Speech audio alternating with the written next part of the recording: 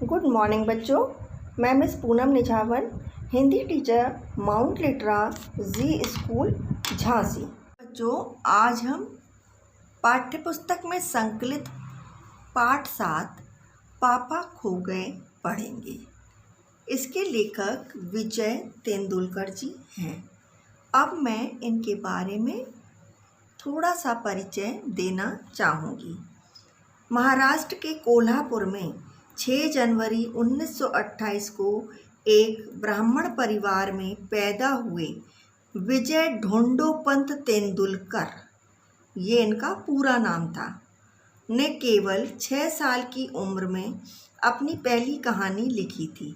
उनके पिता नौकरी के साथ ही प्रकाशन का भी छोटा मोटा व्यवसाय करते थे। इससे पढ़ने का माहौल माने एटमॉस्फेयर उन्हें घर में मिला। 11 साल की उम्र में पहला नाटक लिखा, उसमें काम किया और निर्देशित भी किया। 19 मई 2008 को उनका देहांत हो गया। बच्चों, पापा खो गए ये एक एकांकी है। एकांकी का मतलब होता है नाटक, ठीक है, जिसे आप लोग प्ले बोलते हैं। अब हम पाठ को पढ़ेंगे और ये जानेंगे कि आखिर किसके पापा खो गए। तो आइए इस पाठ को शुरू करते हैं। बच्चों, आपने भी बहुत से नाटक स्कूल में किए होंगे और उसमें किसी न किसी का रोल भी प्ले किया होगा और उस रोल की बहुत तारीफ भी सुनी होगी। इसमें मुख्य पात्र हैं। अब इस नाटक के एकांकी के मुख्य पात्र हैं बिजली का खंभा, पेड़, लेटर बॉक्स, कौवा, नाचने वाली, फिर लड़की और आदमी। इसके सभी पात्र क्या हैं? ये निर्जीव हैं। निर्जीव का मतलब होता है जो बोल नहीं सकते और चल फिर नहीं सकते हैं। लेकिन सिर्फ 2 पात्र ऐसे हैं जो सजीव हैं, लड़की और आदमी, ठीक है। अब लेखक ने कल्पना करी है, ऐसा उन्होंने सोचा है कि ये निर्जीव वस्तुएं भी आपस में अगर बातें करेंगी तो एक दूसरे से किस तरह से बातें करेंगी। उन निर्जीव वस्तुओं का कन्वर्सेशन बताया गया है। सब सोचा है उन्होंने कि खंबा बोलेगा तो कैसे बोलेगा, पेड़ कैसे बोलेगा, लेटर बॉक्स क्या बोलेगा, इस तरह से वर्णन किया है। नाटक के शुरू में एक रात का दृश्य है जहाँ पर बहुत सी निर्जीव वस्तुओं को सजीव दिखाया गया है। इन निर्जीव वस्तुओं में क्या है? दया है, करुणा है और ममता है। इस तरह के भाव लेखक ने दिखाए हैं। नाटक में यह भी दिखाया गया है कि निर्जीव वस्तुएं किस तरह आपस में एक दूसरे से बातें करती हैं। अब पेड़ कहता है कि मुझ पर एक रात आसमान से गड़गड़ाती बिजली आकर गिरी। आफत याद आते ही यह दिल धक धक करने लगता और बिजली यहाँ गिरी कि गड्ढा कितना गहरा पड़ गया। खंबे महाराज, अब जब कभी बारिश होती है तो मुझे उस रात की याद हो आती है, अंग थर थर काँपने लगता है। माने पेड़, जब एक रात बारिश और बिजली हुई तो पेड़ किस तरह से अपनी आप बीती सुना रहा है। खंबा उसके उत्तर में क्या कहता है कि अरे भाई, मैं तो क्या हूँ, लोहे का हूँ, मेरी तबीयत लोहे की है, जो मैं बीमार ही नहीं पड़ता। क्यों ऐसा कहा उसने? कि क्योंकि वो सर्दी, गर्मी, बारिश हमेशा एक ही जगह पर खड़ा रहता है। अब पेड़ क्या बोलता है उनकी बातें सुनकर कि मैं तो पत्तों का कोट पहनकर बारिश, धूप, गर्मी सब में यहीं पड़ा रहता हूँ। मेरा तो जन्म ही यहाँ हुआ माने सुनसान स्थान पर, जब कोई नहीं था उस मैदान में, सामने सिर्फ एक बड़ा सा समुद्र था, तब वहाँ पर पेड़ को लगाया गया था। और अब वो धीरे धीरे बड़ा हो गया और उसके देखते देखते वहाँ पर नाचने वाली औरत यानी पोस्टर और लेटर बॉक्स, और खंबा सब खड़े हो गए। पेड़ कहता है कि जब मैं यहाँ लगा था तब यहाँ पर ऊंचे ऊंचे घर नहीं थे। वह सिनेमा का बड़ा सा पोस्टर और उसमें नाचने वाली औरत भी तब नहीं थी। वो क्या कहता है कि जब मैं यहाँ लगा था तो यहाँ पर तो कुछ भी नहीं था। मुझे बहुत अकेलापन महसूस होता था। महसूस करना माने फील करना, कि मैं तो अकेला ही रहता था। जब खंबा को यहाँ आकर खड़ा किया तब मैंने सोचा कि चलो कोई तो आ गया मेरा अकेलापन दूर करने के लिए, अब हम आपस में बातचीत करेंगे। लेकिन क्या हुआ, इसका विपरीत हुआ। खम्बे ने क्या करा, पेड़ से बहुत बात करने की कोशिश की, लेकिन पेड़ उससे बात नहीं करता था। अब एक रात को क्या हुआ, बहुत तेज आंधी तूफान आया तो खम्बा क्या हुआ, गिर पड़ा और पेड़ के ऊपर जाके गिरा, टिक गया।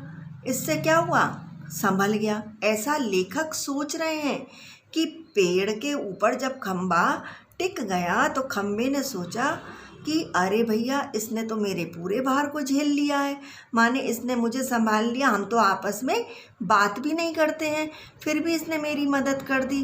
तो वो कहता है तब मेरा गुरूर माने घमंड एक पल में ख़त्म हो गया।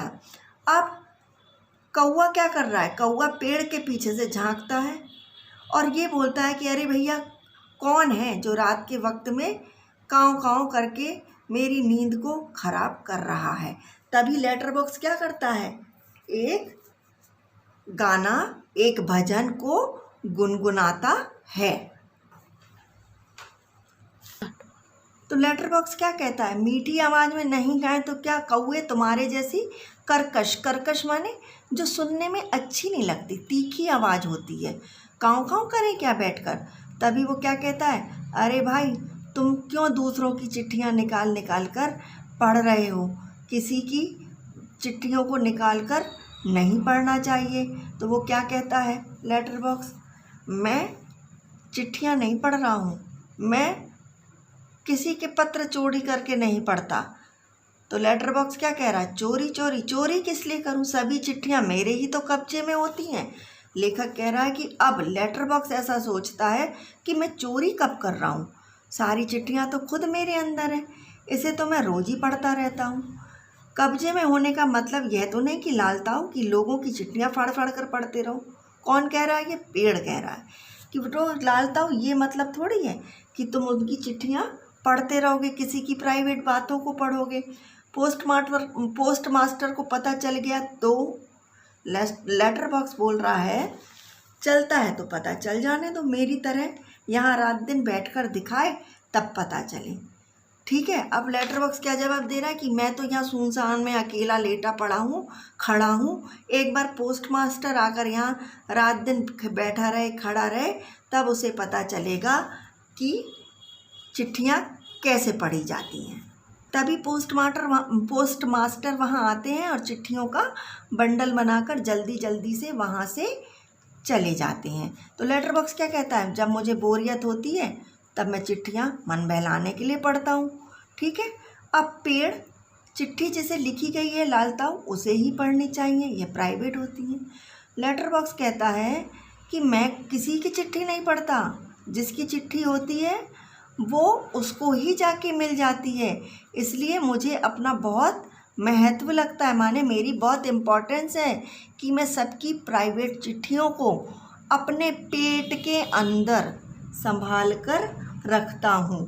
ठीक है, समझ आया ना। ये सब क्या है, निर्जीव चीज़ें हैं, लेकिन लेखक सोच रहे हैं कि इसके भाव क्या होंगे, फिर पेड़ के क्या होंगे।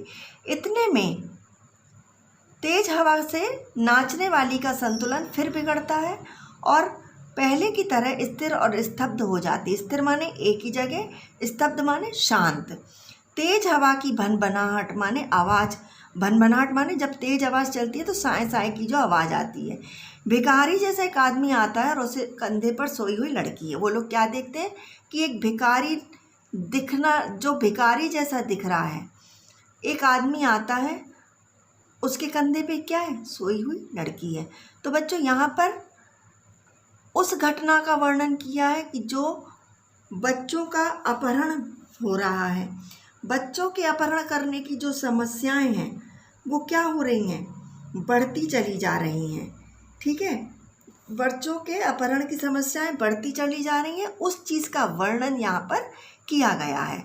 तब वो आदमी उनसे क्या बोलता है, मैं बच्चों को उठाने वाला हूँ, दूसरा काम करने की मेरी कोई इच्छा ही नहीं होती। माने उसका ये क्या है, एक काम है कि वो बच्चों को चुराता है और बोल रहा है कि लड़की को वो घर से उठाकर लाया है, वो गहरी नींद में सो रही है, अब वह उठेगी नहीं, मैंने इसे थोड़ी बेहोशी की दवा दी है।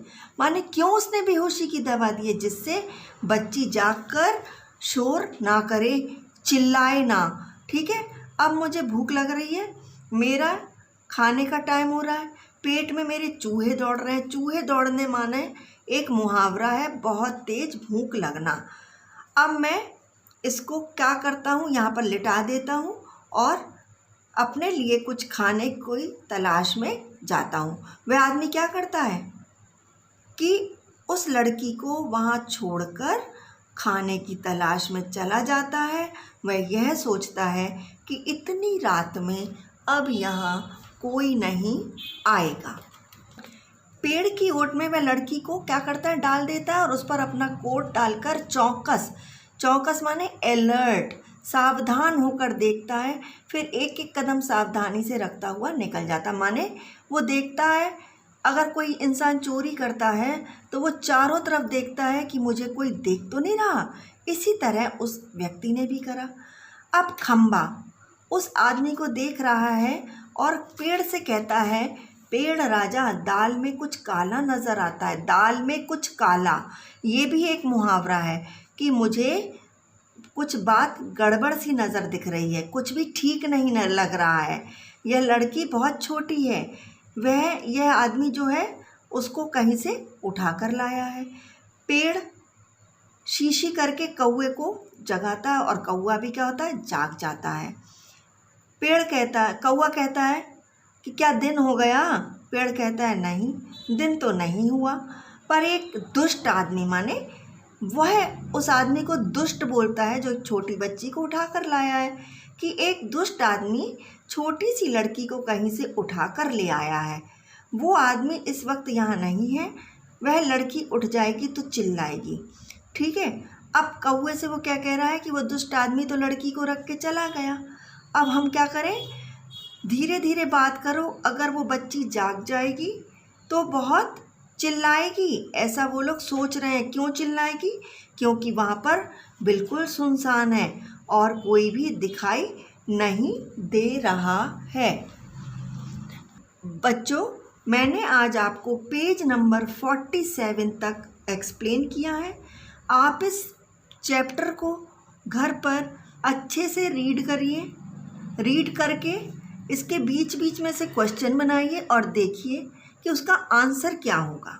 ठीक है, अब आपको जो भी आपका टेस्ट होगा, आपको MCQs की तरह क्वेश्चन आंसर आएंगी, राइट करो या रॉन्ग करो।